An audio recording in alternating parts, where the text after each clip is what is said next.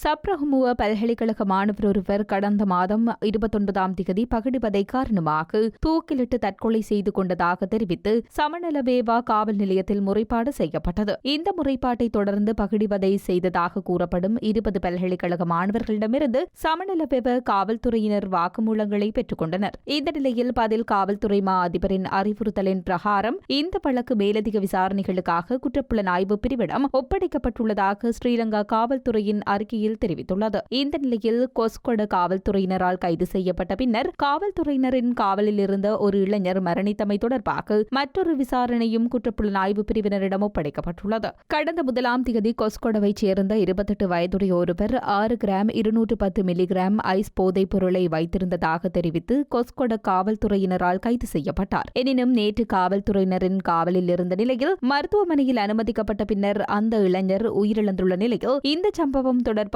விசாரணை குற்றப்புலனாய்வு பிரிவிடம் கையளிக்கப்பட்டுள்ளது.